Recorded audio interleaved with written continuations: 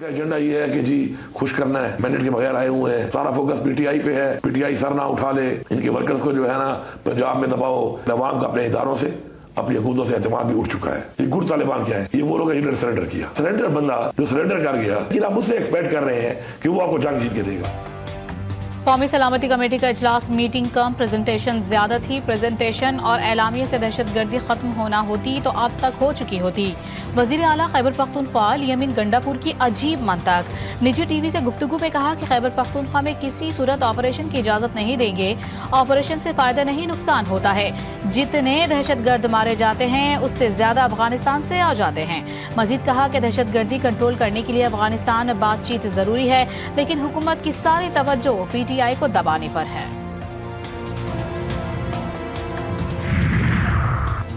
इंसदाद दहशतगर्दी विंग को जदीद असलहा फराहम करेंगे। दहशतगर्द अनासिर को हर कीमत पर शिकस्त देंगे।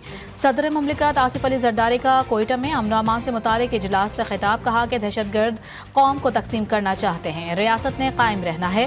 दहशतगर्दी के खिलाफ जंग जीतनी है। बलोचिस्तान दिल के करीब है, सूबे की तरक्की और पायदार अमन चाहते हैं।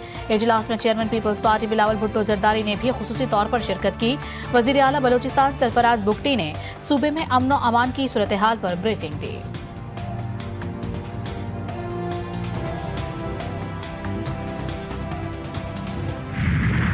रियासत जज की मर्जी के बगैर केस लार्जर बेंच को मुंतकिल करने की हिमायत करती है। ये करने की बजाय आप मेरी अदालत की बुनियादों में बारूद रख कर उड़ा देते। बानी पीटीआई से मुलाकात के केसेस के मामले में काज लिस्ट मंसूख करने पर हाई कोर्ट के जज जस्टिस सरदार एजाज इसहाक खान के सख्त रिमार्क्स। कहा, रियासत ने अना की जंग जीतने का फैसला कर लिया है तो मेरा यहाँ बैठने का कोई फायदा नहीं। दूसरी जानिब बानी पीटीआई से मुलाकातों के 20 से जायद केसेस कल लार्जर बेंच के सामने समाअत के लिए मुकर्रर कर दिए गए। 190 मिलियन पाउंड केस, 2 माह बाद बर्रियत की दरखास्त दायर। बानी पीटीआई और बुशरा बीबी की सजा मुअत्तली की दरखास्तें इस्लामाबाद हाई कोर्ट में दायर कर दी गईं। दरखास्त में मौक़िफ़ अपनाया गया है कि नैब ने बदनीयती से अपने इख्तियारात का गलत इस्तेमाल किया। नामुकम्मल तफ्तीश की बुनियाद पर जल्दबाजी में सजा सुनाई गई। NCA से मुआहदे का मतन हासिल न करना तफ्तीशी एजेंसी की हिचकिचाहट वाज़े करता है। दरखास्त में सदा की गई है कि 17 जनवरी को सुनाई जाने वाले सजा मुअत्तल करके जमानत पर रिहाई दी जाए।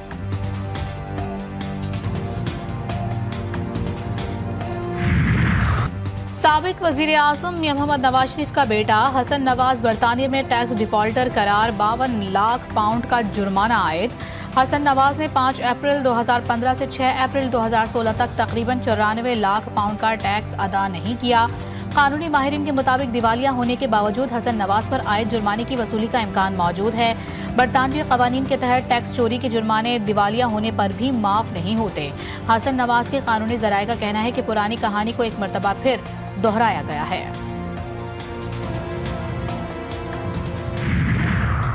वज़ीर आज़म वफ़द के हमरा सरकारी दौरे पर सऊदी अरब पहुंच गए। गवर्नर जद्दा शहजादा सऊद बिन अब्दुल्ला, पाकिस्तानी सफ़ीर ने जद्दा एयरपोर्ट पर इस्तकबाल किया। वज़ीर आज़म शहबाज शरीफ की सऊदी वली अहद मोहम्मद बिन सलमान से मुलाकात होगी। मुलाकात में दो तरफा बाहमी दिलचस्पी के उमूर पर तबादला ख्याल किया जाएगा। ज़राए के मुताबिक गाज़ा की सूरत हाल, मशरिक़ वस्ता के हालात भी ज़ेर गौर आएंगे। इलाक़ाई तरक्की समेत मुख्तलिफ तिजारती उमूर पर भी बातचीत होगी। दौरे का मकसद दो तरफा ताल्लुकात की मजबूती और माशी ताउन बढ़ाना है।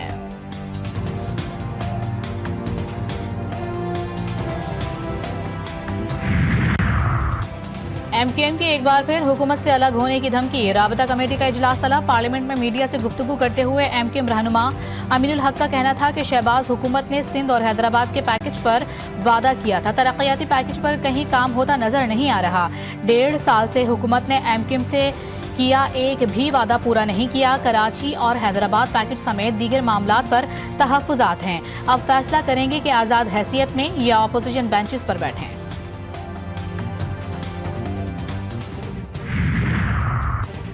महंगाई की चक्की में पिसते अवाम के लिए अच्छी खबर। 23 मार्च को बिजली की कीमत में 8 रुपए फी यूनिट कमी का ऐलान मुतवक्के। IMF से मंजूरी के बाद वजारत खजाना और पावर डिवीजन बिजली की कीमत में मजीद 2 रुपए फी यूनिट कमी के लिए इख्तियारात पर गौर कर रही है। कमी 1 अप्रैल से नाफिज होगी। सार्फिन को मई से कम बिल मौसूल होंगे। 8 रुपए फी यूनिट की मजमूई कमी में से 4 रुपए 73 पैसे फी यूनिट मुस्तकिल एडजस्टमेंट होगी। कल हमारी जो मीटिंग हुई उसमें हमारा ख्याल था कि जो प्राइस है वो अब थोड़ी स्टेबल रहेगी। कल दोबारा ये कीमत में स्पाइक आया और ये करीबन 178 179 बहुत जगह पे हमें फीडबैक मिली, जो कि ऑब्वियसली टॉलरेबल नहीं है। किसी भी सूरत में प्राइम मिनिस्टर साहब के लिए मिलके इस को एक ऐसा वायबल रास्ता निकालें। मुल्क में चीनी की कोई किल्लत है ना होगी। नायब वजीर आजम इसहाक डार कहते हैं कि कल दोबारा कीमत बढ़ी जो किसी सूरत बर्दाश्त नहीं। शुगर मिल्स मालकान और हुकूमत मिलकर इसका हल निकाले ताकि आवाम को रिलीफ मिल सके। चीनी की कीमत पर एक सब कमेटी बनाई जा रही है। चीनी की फी किलो एक्स मिल कीमत 154 से 159 रुपए फी किलो होगी।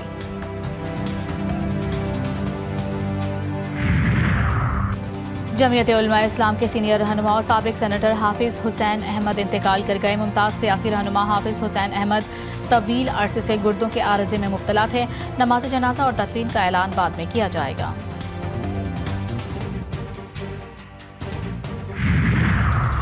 जाफर एक्सप्रेस पर हमले का मुकदमा थाना नसीराबाद में दर्ज। मुकदमा सीटीडी हुक्काम की मुद्दत में दर्ज किया गया।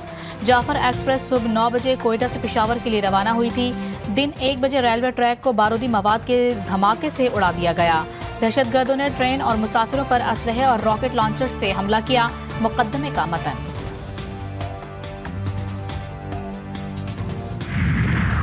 मुस्तफ़ा आमिर कत्ल केस मुलजिम अरमगान के वालिद कामरान असगर कुरैशी को शामिल तफ्तीश करने का फैसला। पुलिस ने इंसदाद दहशतगर्दी अदालत को आगाह कर दिया। पुलिस रिपोर्ट के मुताबिक मुलजिम अरमगान ने मुस्तफ़ा को कत्ल करने के फौरन बाद अपने वालिद को आगाह किया। मुलजिम कामरान असगर कुरैशी ने बेटे को रूपोशी का मशवरा दिया। मुलजिम अरमगान अपने वालिद के मशवरे पर शहराज के हमरा स्कर्दू और दीगर इलाकों में रूपोश रहा।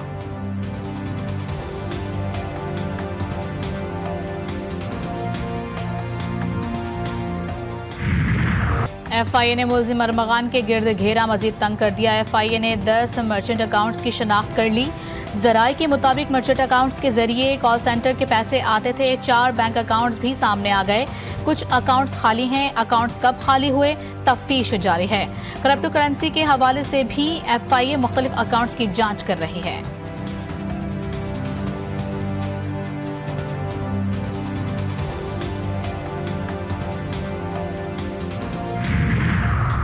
चिन्यूट में अफसोसनाक हादसा। तेज रफ्तार बस और वैन में खूनी तसादुम। 7 मुसाफिर मौके पर ही जाँ बहक, 12 से जायद जख्मी। लाशों और जख्मियों को अस्पताल मुंतकिल कर दिया गया। रेस्क्यू जराये के मुताबिक कई जख्मियों की हालत तशवीशनाक है। टांक में सिक्योरिटी की बिगड़ती सूरत हाल। इंतजामिया के मुख्तलिफ इलाकों में आज कर्फ्यू लगाने का फैसला। कर्फ्यू सुबह 6 बजे से शाम 6 बजे तक रहेगा। जिला इंतजामिया की मुसाफिरों को मुतबादिल रास्ता इख्तियार करने की हिदायत। एलामी के मुताबिक आवाम के लिए गुड़दावी और गोमलजाइम का रास्ता खुला रहेगा।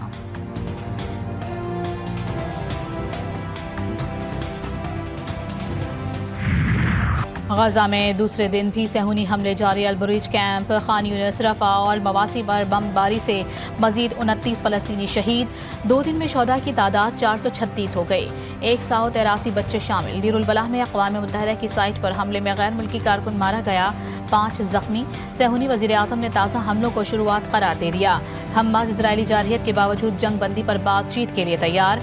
हम्मास रहनुमा समी अबू ज़हरी ने कहा है कि हथियार डालने का मुआहिदा मुसल्लत करने का इजरायली मंसूबा किसी सूरत कामयाब नहीं होगा। ईद उल फित्र कब होगी? मौसम का हाल बताने वालों ने शव्वाल के चांद की रोयत बता दी। पाकिस्तान में ईद उल फित्र 31 मार्च बरोज पीर को होने का इम्कान। महकमा मौसमियात के मुताबिक शव्वाल के चांद की पैदाइश 29 मार्च को 3:58 पर होगी। 30 मार्च को रोयत के वक्त चांद की उम्र तकरीबन 27 घंटे होगी। गुरूब आफ्ताब के बाद चांद 70 मिनट तक आसमान पर मौजूद रहेगा, जबकि 20 घंटे की उम्र के चांद को आंख से बराह रास्त देखा जा सकता है। हज़रत पैगम्बर अकरम सल्लल्लाहु अलैहि वसल्लम ने बेक़ैद जज़िया अक़लियतों के लिए उनकी जान, माल, इज़्ज़त और आबरू के तहफ़्फ़ुज़ की गारंटी दी है कि अब वो जज़िया देंगे और उसके बदले में रियासत उन्हें उनकी जान, उनका माल और उनकी इज़्ज़त व आबरू की हिफाजत के ज़िम्मेदार है रियासत। और यही कानून किसी भी इस्लामी रियासत में होनी चाहिए। रह गई ये बात कि हमारे मुल्क में अक़लियतों के हुकूक़ की रियायत नहीं की जाती है, उस पर अमल नहीं होता है। तो अमल न होना कोई और चीज़ है। माह रमज़ान के पुरकैफ पुरनूर लम्हात में GTV न्यूज़ आपके साथ खुसूसी ट्रांसमिशन अरफान रमज़ान में तिलावत कलाम पाक और नात रसूल मकबूल सल्लल्लाहु अलैहि वसल्लम की पुरनूर महफिल। 19 रमज़ान की इफ्तार ट्रांसमिशन में उलमाए कराम की इस्लाम में अक़लियतों के हुकूक़ पर खुसूसी गुफ्तगू। शेफ गुलजार ने बनाना सिखाए मज़े मज़े के पकवान। ईद उल फित्र करीब आते ही शॉपिंग में भी तेजी आ गई। ख़वातीन, मर्द और बच्चे भी मुनफरिद नजर आने की तकदो में मसरूफ। मार्केट्स में रश रोज बरोज बढ़ने लगा। शॉपिंग मॉल्स में भी रौनकें उरूज पर पहुंच गईं। मर्द शलवार कमीज और पैंट शर्ट की तलाश में, ख़वातीन ने भी फैशन के लिए नित नए जतन शुरू कर दिए।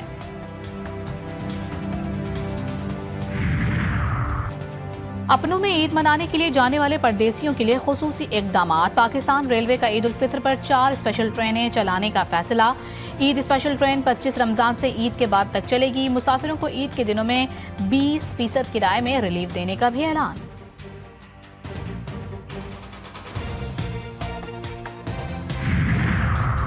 सरकारी मुलाजमीन के लिए अच्छी खबर, ईद पर 5 छुट्टियां मिलेंगी। विफाकी हुकूमत ने ईद उल फित्र की तातीलात का ऐलान कर दिया।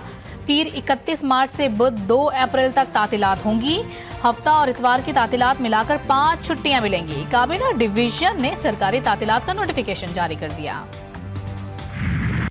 प्लेयर्स को रेस्ट देना चाहिए और आपके जो डोमेस्टिक के जो अच्छे टॉप परफॉर्मर्स हैं उनको आप मौका दें। 10-10, 11-11 फर्स्ट क्लास मैचेस हैं, आपने न्यूजीलैंड जैसी मुश्किल कंडीशन में भिजवा दी उन बच्चों को।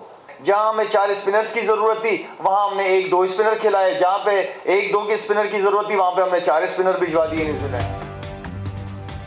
साबिक कप्तान शाहिद खान आफरीदी का खिलाड़ियों को आराम देने का मशवरा। कराची में तकरीब से खिताब करते हुए बोले, पाकिस्तान क्रिकेट सीखने की जगह नहीं, खिलाड़ियों को अंडर 14 बच्चों की तरह ट्रेन किया जा रहा है। पाकिस्तान क्रिकेट बोर्ड को मुस्तकिल चेयरमैन की जरूरत है।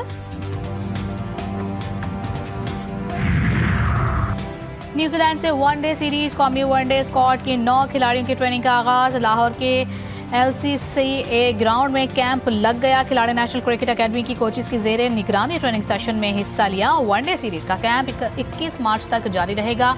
पाकिस्तान और न्यूजीलैंड के दरमियान तीसरा T20 21 मार्च को खेला जाएगा। मेजबान टीम को 5 मैचों की सीरीज में 2-0 की बढ़तरी हासिल है। ICC ने T20 प्लेयर्स की नई रैंकिंग जारी कर दी। ऑस्ट्रेलिया के ट्रेविस हेड की पहली पोजीशन बरकरार, बाबर आजम का 8वां और मोहम्मद रिजवान का 9वां नंबर। टिम साइफर्ट 20 दर्जे तरक्की के बाद 13वीं पोजीशन पर आ गए। T20 बॉलर्स में वेस्ट इंडीज के अकील हुसैन का पहला नंबर। पाकिस्तान का कोई बॉलर टॉप 20 में भी शामिल नहीं। हारिस रऊफ का 26वां नंबर। शाहीन आफरीदी 30वें नंबर पर चले गए।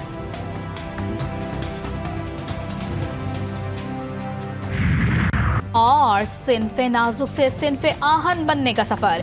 पाकिस्तान की खवातीन अब मोटरसाइकिल चलाना भी सीख रही हैं। मोटरवे और ट्रैफिक पुलिस की जानिब से तरबियती मराकज कायम। तालीमी इदारों में आगाही मुहिम भी जारी है। खवातीन कहती हैं कि बाइक चलानी आ गई तो आमदोरफ्त में आसानी होगी।